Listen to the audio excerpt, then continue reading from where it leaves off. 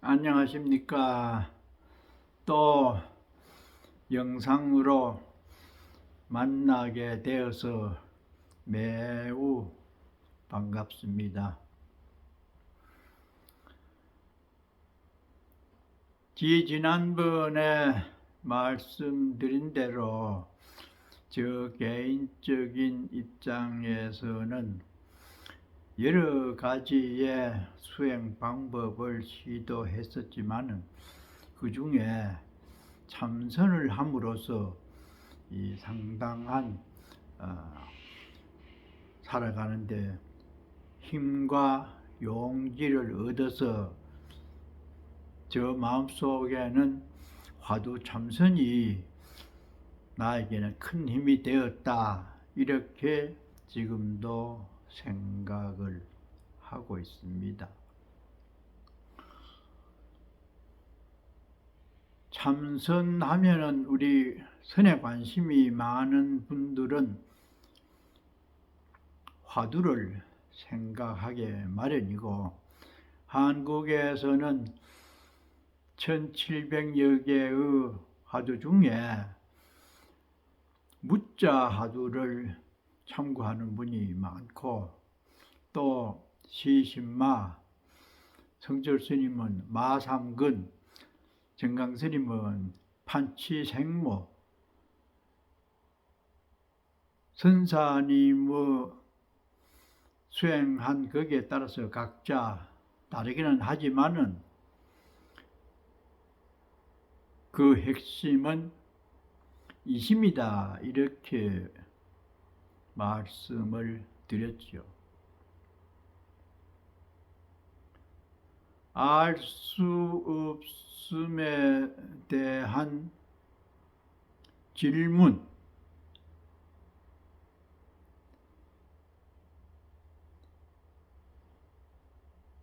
이 질문이라고 하는 것은 가만히 생각을 해보면은 진취적이면서 개발적이고 향상을 위한 자기 발전이죠. 질문을 한다.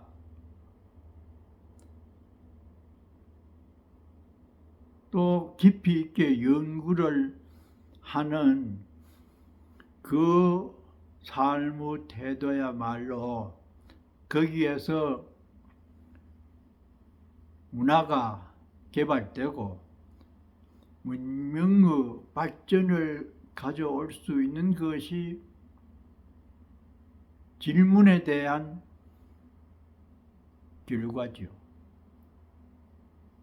그래서 물음이라고 하는 그 명제는 우리 인간의 삶에서 핵심 포인트가 되고 소중한 삶의 큰 자산이 된다.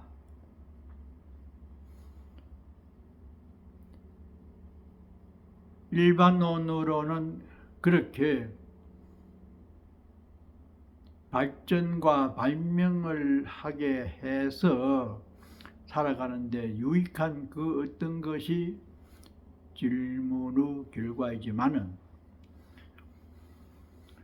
우리 부처님 법에서 질문을 하는 내가 누구인가 등등의 그것은 늘 말씀이 반복됩니다마는 생명의 본성과 우주의 원초적인 근원에 대한 아주 근본적인 물음이기 때문에 그 가치가 일반의 연구에 대한 결과보다가도 문화의 뿌리인 진리를 개발하기 때문에 종교인의 입장에서는 일반이 묻는 질문보다는 이 뭘까 하는 자기의 본성을 찾아가고 참나를 발견을 해서 멋지게 살 수 있는 그것이 더 무게가 크다라고 말할 수가 있습니다. 그 화두 중에 많이 알려진 구자무불성, 무자 화두에 대해서 수행하는 승려들이나 일반 분들에게 가장 조심해야 될 10가지를 옛날에 송나라 때 대해 선사가 아주 사실적으로 경험을 바탕으로 해서 제시해 놓은 조심해야 될 10가지가 있어요. 그것을 서산대사나 고려때의 우리나라 보조국사께서도 부연 설명을 한 내용이 있지만은 대해선사의 그 말씀이 가장 적확하다고 저는 생각을 해서 말씀을 드리고자 합니다. 무슨 일이나 수행을 하더라도 그 과정에서 자칫하면은 잘못될 수 있는 부분이 있기 때문에 선지자들께서는 그 부분을 문자로 남겨두어서 후래인들에게 도움이 되도록 했어요. 무자, 구자무불성, 개의 불성이 없다 라고 이해를 하는 그 묻는 사람은 조주가 말한 무라고 한 데 대해서 우리 후래인들은 준동합령이 개유불성인데 왜 조주는 없다고 했을까에 대한 이심을 하는 그런 기본 자세지만은 조주는 무했을 뿐인데요. 그 무가 우리들 입장에서는 없다고 생각을 해서 그렇게 받아들이지만은 조주가 말한 무는 우리가 말한 그것과는 다를 수가 있어요. 그래서 그분의 대답에 부합하기 위해서 우리가 수행을 하는데 대스님은 그 무자 화두를 참고하는 학인들에게 먼저 제시한 것이 그 무의 뜻을 유무의 상대적인 무로 받아들여지지 말라고 했어요. 우리는 지금 그렇게 생각하고 있다고 했는데 왜 없다고 했는가 그렇게 지금 생각하고 공부를 하잖아요. 조주의 답변은 그게 아닐 수도 있기 때문에 그런 관점에서 무를 바라보지 말라. 오로지 왜 무라고 했을까에 초점을 맞추어서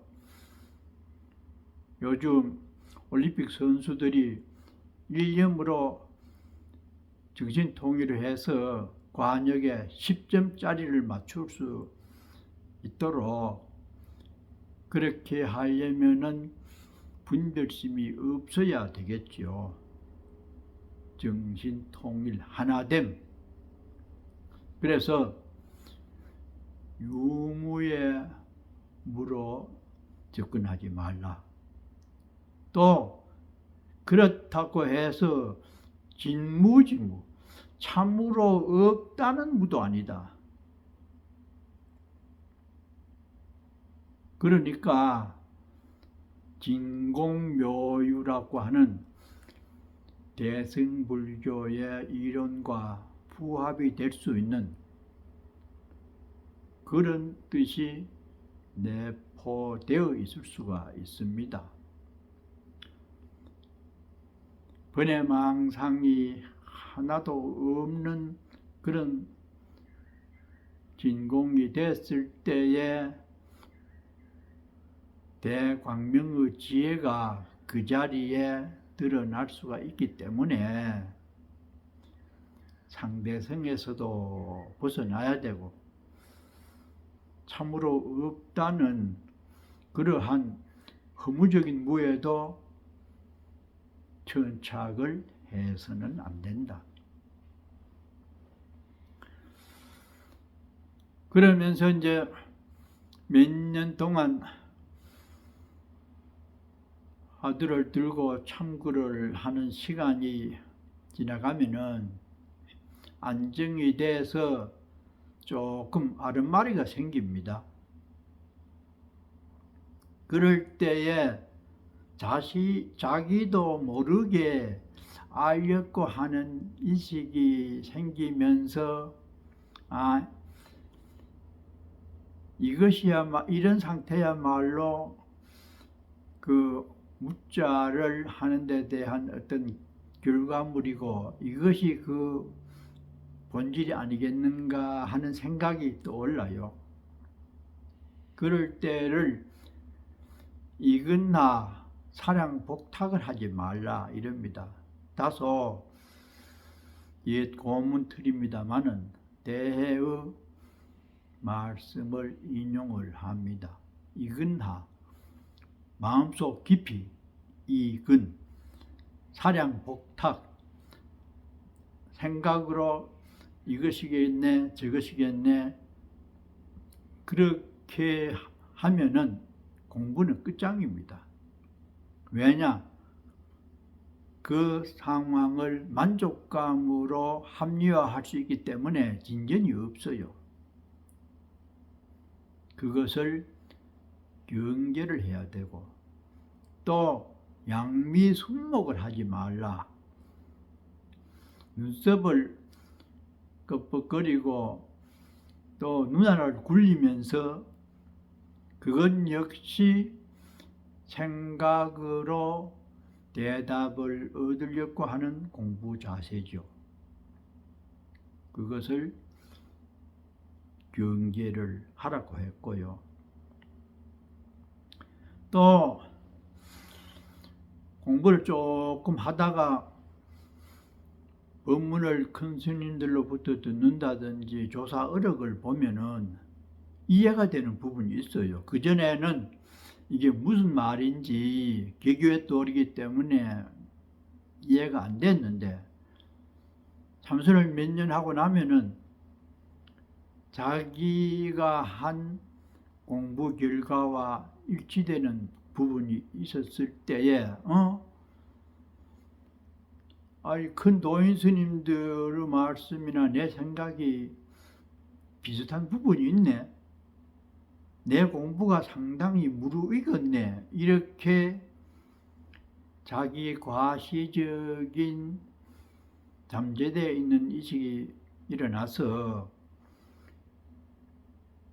상당한 이 아상으로 나와질 수 있는 그런 부분이 있기 때문에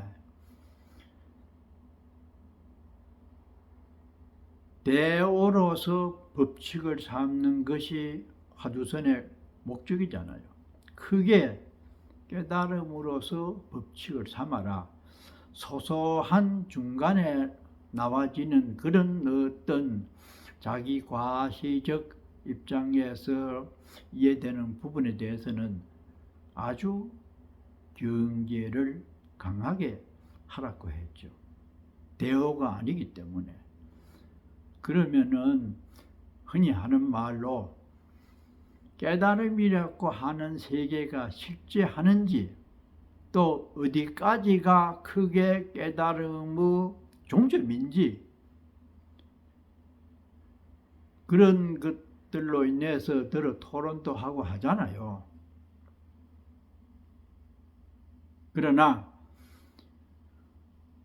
수행을 하는 우리들에게서는 그러한 희론을 할 시간이 없습니다. 오로지 굳은 믿음으로서 수행을 해서 본인이 그 세계를 터득을 하도록 하는 데 의미가 있고, 그렇게 돼야 사는 것이 당당하고 즐겁게 살 수 있는 요소이기 때문에 이것이 옳으냐 그러냐, 어디까지가 온전한 깨달음의 경계선이냐, 그렇게 희론의 시간을 할애할 짬이 없습니다. 그래서 대오로 법칙을 삼는 조사선에서 거기에 이르지 못했을 때는 알 수 없는 세계에 매달릴 수밖에 없어요. 그것이야말로 모든 것을 해소할 수 있는 지름길이기 때문에 그렇습니다. 그래서 이 조금 알아진다고 생각되는 그러한 상태에서 다소 이 수행하는데 느슨해지고 또 아는 척해서 법문을 많이 다니고 그러다가 보면은 복수용을 하게 돼서 깊은 공부를 못 할 수가 있기 때문에 그런 부분을 굉장히 경계를 합니다. 장미대오를 하지 말라. 장미. 내가 어리석은 상황에 있기 때문에 수행을 해서 깨달음을 얻으려고 지금 정진을 하고 있다. 그런 의식을 갖지 말라고 하는 겁니다. 부득작 장미대오. 의식적으로는 나는 원래 온전하게 되어 있는 불성을 회복한 상황이었는데 지금 여러 가지 업력으로 인해서 그 상태를 회복을 못했을 뿐이지 미하기 때문에 깨달으려고 수행을 하고 있다고 하는 그런 열등의식이 바탕이 돼서 수행을 해서는 빠른 결과가 오지 않을 수도 있다. 온전하다고 하는 자긍심 상당히 중요합니다. 나는 안 된다고 하는 그런 제열한 의식이 마음속에 자리하고 있으면은 그 세력이 공부하는 데 방해가 되고 또 의식적으로도 위축이 되기 때문에 장미대오를 하지 말아라.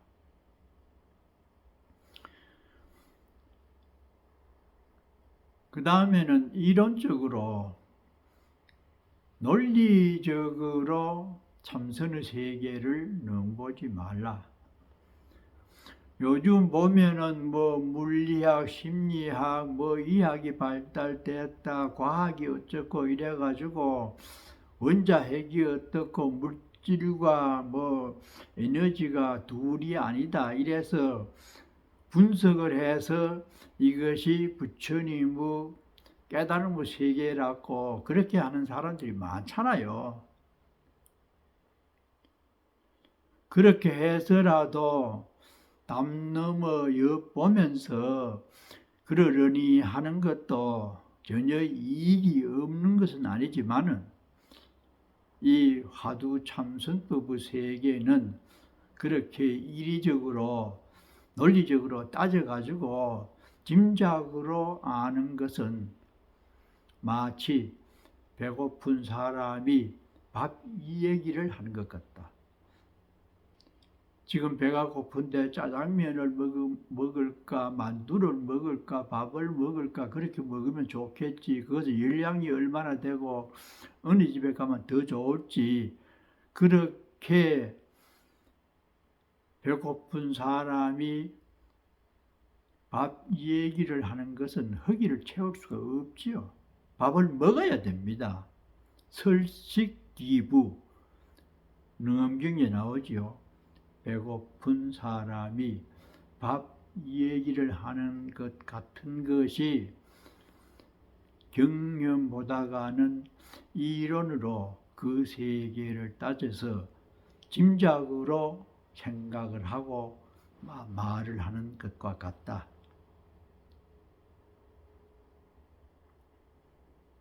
참선을 해서 얻는 세계는 실체적 진실이지 하나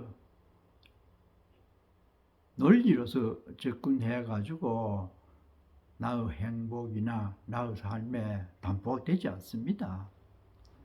그래서 이 이론으로 참선의 핵심을 논하지 말라. 또 이 아주 공부를 많이 이렇게 하다가 보면은 번뇌망상이 없으면은 마음이 조용해져요. 조용하면은 졸음이 옵니다. 편안하기 때문에 졸고 보면 시간이 잘 가요. 금방 앉았는 것 같은데 50분이 돼서 죽비를 치는 그런 상황이 되면은 졸았으면서 자기가 산매에 든 것처럼 착각을 해요. 그때가 제일 힘드는 상태라고 말을 하죠.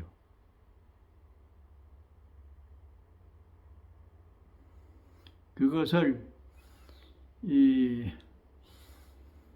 그 대스님은 캄캄한 동굴에 귀신이 들어앉아서 거기서 자기 집이라고 즐기는 것과 같다.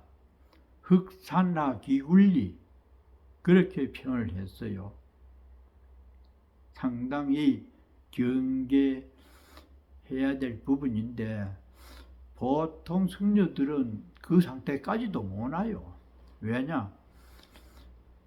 생각으로 답을 얻으려고 한다든지 뭐 책자로 통해서 그러고 아니면 망상을 피우는 그런 상태가 주로 시간을 메우고 있기 때문에 잠이 푹 올 정도로도 공부를 하려면 상당히 애를 써야 된다고 해요. 그 대표적인 스님이 해암 스님입니다. 해암 스님은 얼마나 좋은지 몰라. 정신없이 졸아요. 그래도 죽비 칠 때는 희한하게 저러다가 아마 죽비 치는 시간을 놓칠 것이다. 그렇게 젊은 사람들이 생각을 하면서 바라보는데 그 시간은 귀신같이 알아요. 그것을 보면은 어느 부분에서는 성성적적한 그 의식 속에서 그렇게 조는지도 모르죠. 이런 등등의 상태를 정신없이 조는 상태를 양재감리라 합니다. 그 좀 어려운 한자인데 조개 속에 조개가 들어앉아 있는 것처럼 그 고요한 세계에 빠져 있으면서 화두를 들지 못하는 상태를 그렇게 표현을 했어요. 그러니까 화두 참선의 병폐가 되는 것은 생각으로 또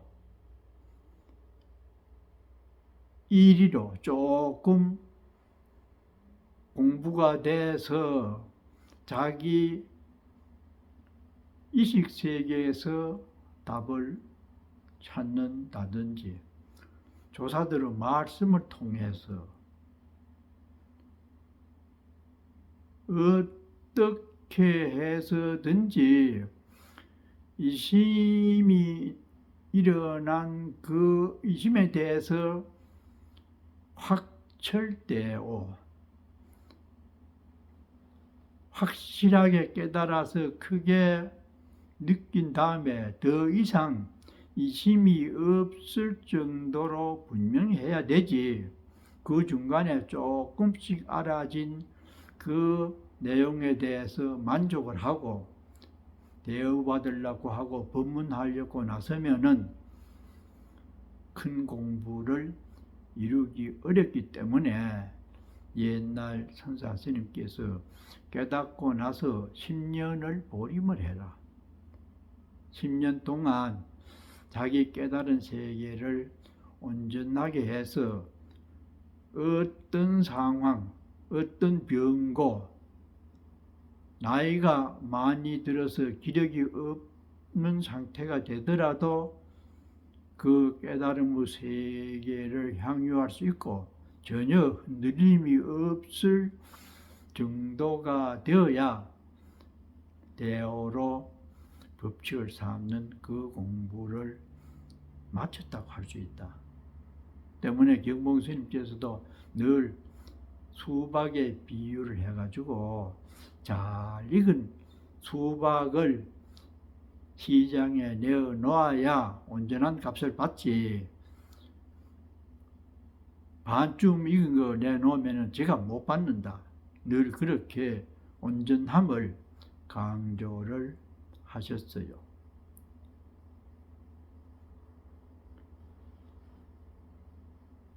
정말로 어려운 공부지만은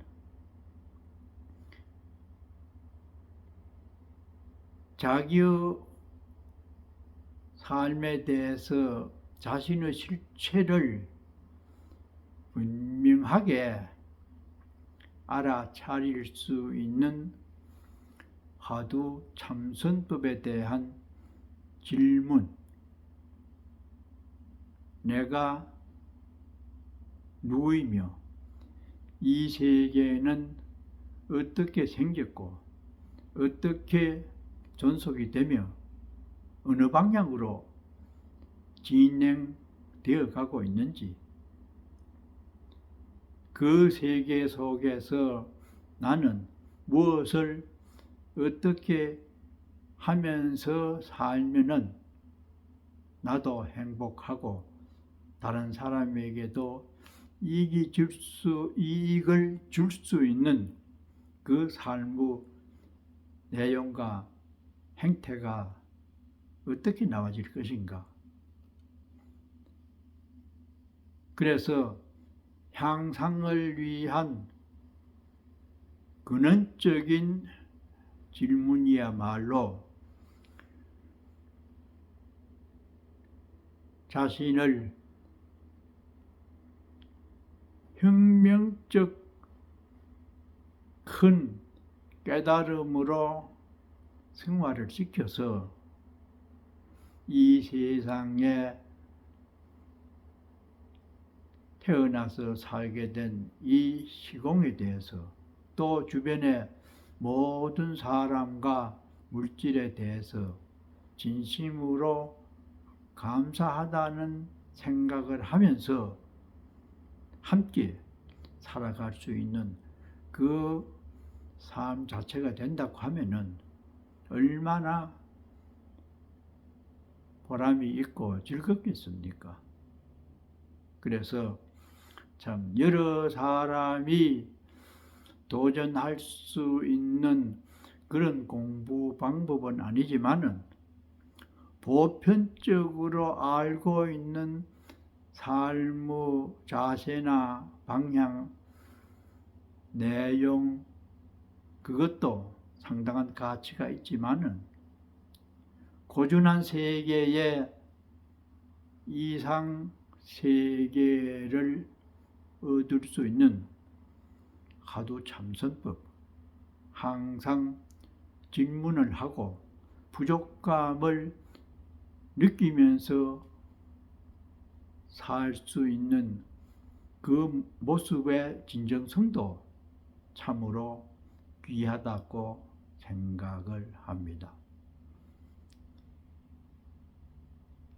시간이 있고 또 관심이 있는 분들은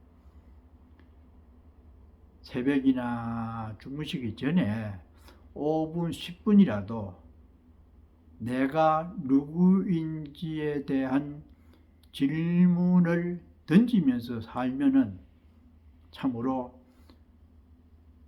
사는 게 재미가 있을 것입니다. 안녕히 계십시오.